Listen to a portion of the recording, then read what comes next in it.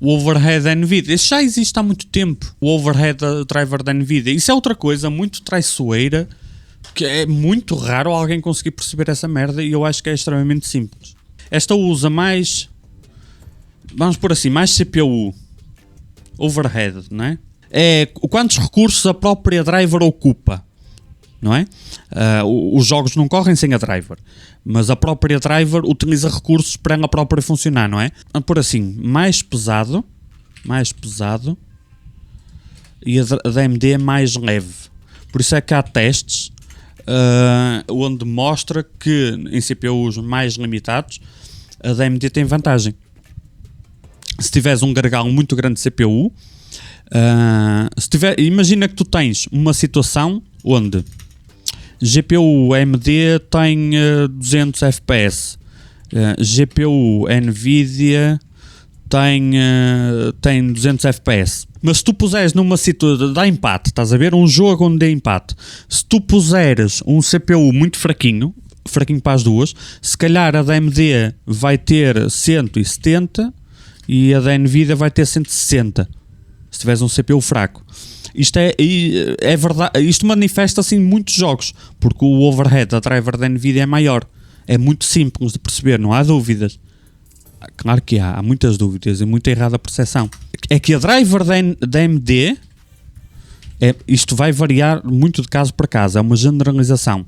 É mais, vou pôr assim, mais dependente de single core.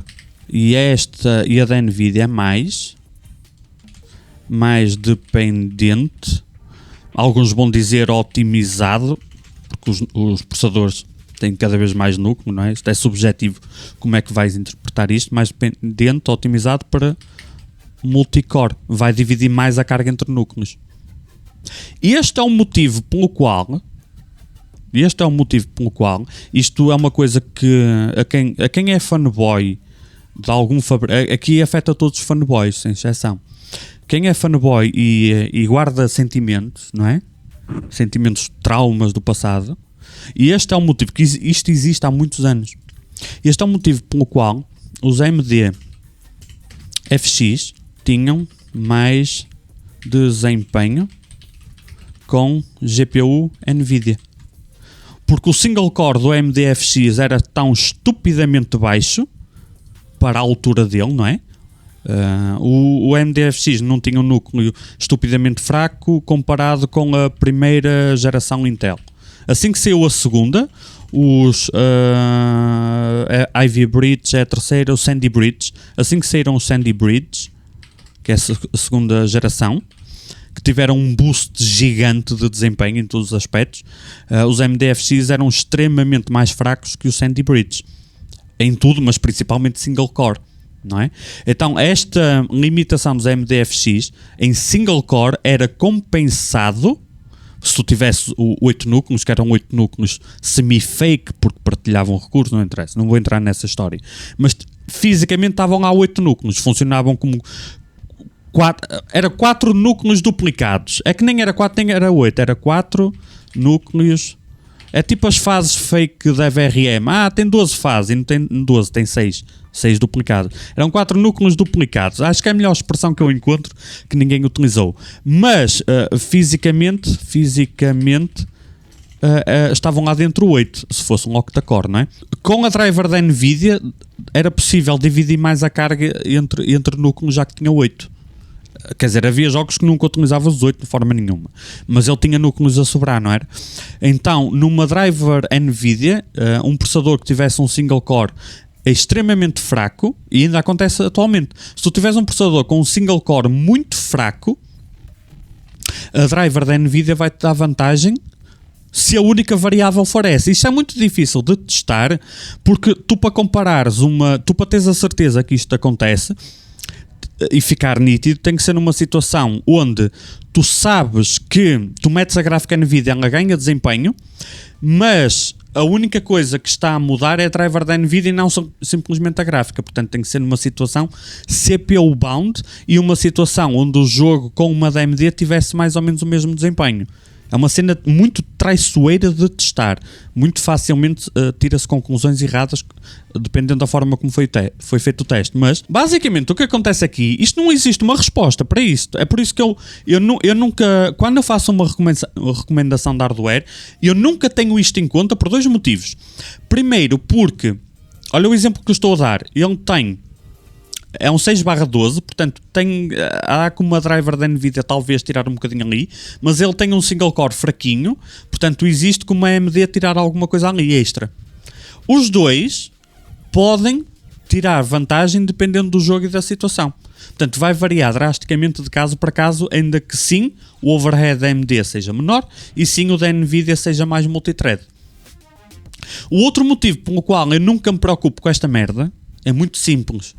Isto acontece em quais situações? CPU desequilibrado. Se tivesse o CPU equilibrado, isto tudo cai por terra. Toda esta explicação cai por terra se tu tiveres um CPU equilibrado. Por isso é que das poucas vezes que alguém tenta testar isto, pega tipo num processador fraquinho e numa GPU muito forte. Que é para trazer isto ao de cima. A situação onde isto pode entrar aí meio em paranoias, lá está, é aquele pessoal que tem 350 FPS no jogo, mas quer ver se consegue chegar para aí aos 380, pronto. Vai andar engatinhado com esta merda.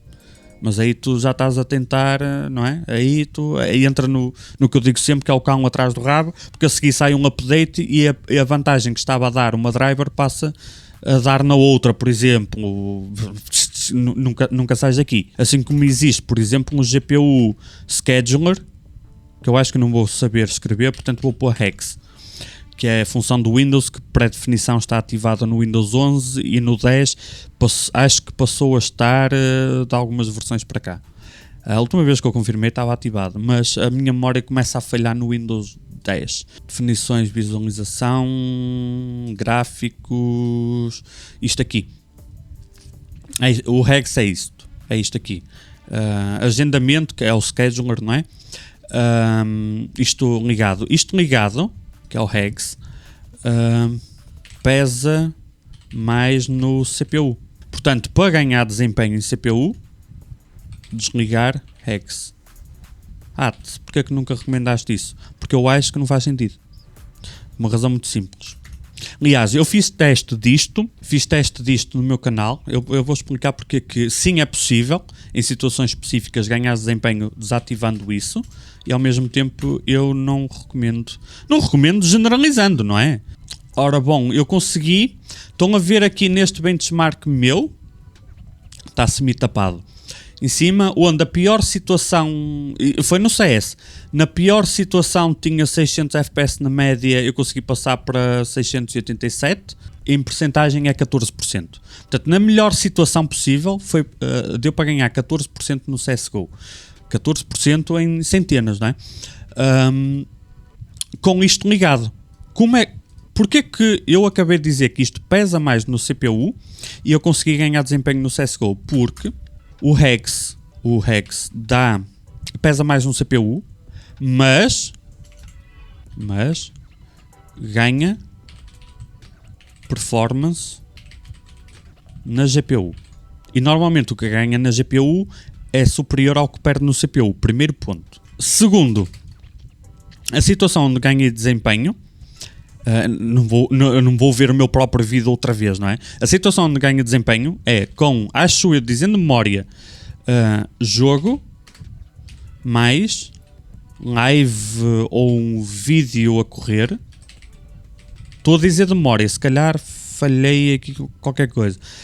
Mais Discord em chamada, porque houve um vídeo que eu fiz chamada de Discord para simular o uso do Discord, porque o Discord usa GPU.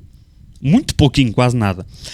Portanto, o Hex, mesmo num jogo, mesmo usando mais CPU, conseguiu compensar isso quando estão outras aplicações a correr de fundo que vão partilhar recursos da gráfica.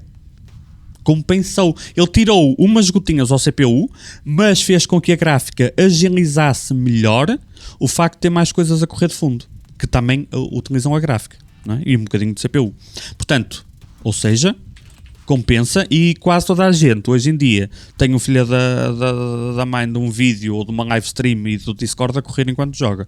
Já sei qual é o terceiro motivo. É que isto, os testes que eu fiz, mesmo para dar aquela vantagem ou desvantagem, foi com o Hex mais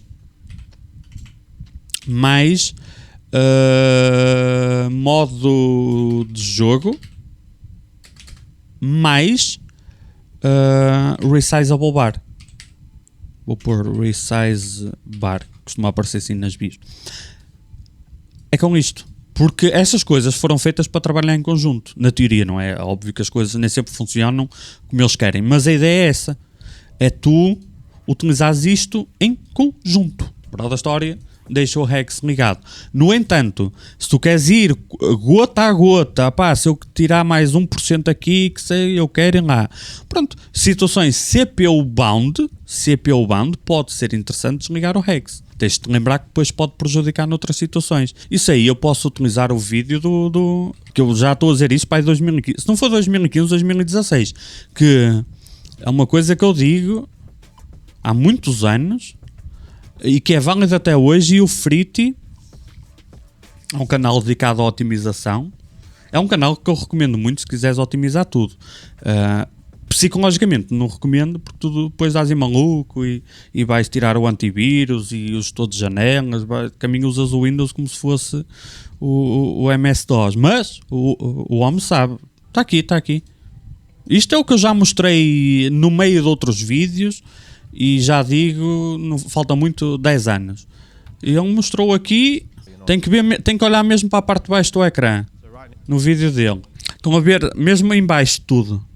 Estão a ver os F... E ele não está no Warzone. No Warzone ainda salienta mais isto. Estão a ver, vou pôr em pause. É onde eu tenho agora o rato. Estão a ver o meu rato, quando desaparecer a barra do YouTube, é o 1% low, ou 0,1% low, neste caso 0,1% low. As quedas de FPS, com o FPS desbloqueado. E olha que ele tem muitos FPS. Olha ali, já ia em 130. Quando desaparecer a barra, olhem ali, 136. Agora apareceu 50, deve ter sido por causa do menu ou o quê? 120. Estou-me a focar no low. Foquem-se no low. Eu não preciso fazer estes testes porque é uma coisa que eu já digo há muito tempo e ele fez melhor do que ninguém, tipo em tempo real. Porque ele está sempre 300, 350 FPS. E ele está a usar, se não estou em erro, ele está a usar é tudo AMD, o sistema AMD. Sim, ele limitou os FPS agora. Ele já não tem 350, só tem 300. Mas olhem o 1% low.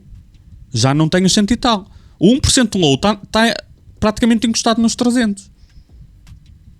Ele acabou de ganhar, para este pessoal que joga de forma frenética, e que é bom, não é? E que dá valor a isto, e que tem 360 Hz, o caralho. Ele acabou de ganhar, ele perdeu 50 FPS, mas ganhou muito desempenho. Que desempenho? O input que sente enquanto joga o jogo.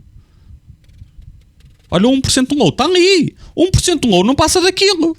296. E está a bater quedas constantes para 200 e pouco, e na pior das hipóteses 130. Ele acabou de ganhar 100 FPS a correr bem. A correr mal ganha mais que isso, ó. Olha ali. Estão a ver que mal ele desbloqueou os FPS, o 1% low voltou a cair a pique? Olha o 1% low. Já está outra vez em 230. E ainda vai cair mais. Ó. Vai limitar os FPS a 280 agora, é isso? Anda lá, frito. Olha o 1% low. 90 FPS de 1% low. Olha o 1% low, 90. E está com 320 FPS. 136, 1% low. Agora, a certa altura, ele vai limitar os FPS. Deixa eu ver, está a 320, ele deve carregar no atalho para limitar. Já começou o benchmark. Olha ali embaixo. Ele limitou a 280 os FPS. Olha o 1% low. Passou, olha, literalmente para o dobro. O 1% low passou de 130 para 260. Só que tu com isto não podes pôr foto no Instagram a dizer que tens 330 FPS porque só tens 280. Só que o jogo varia entre 280 e 260. Desbloqueado varia entre 330 e 130. Vocês gastam dinheiro tão mal gasto, mano.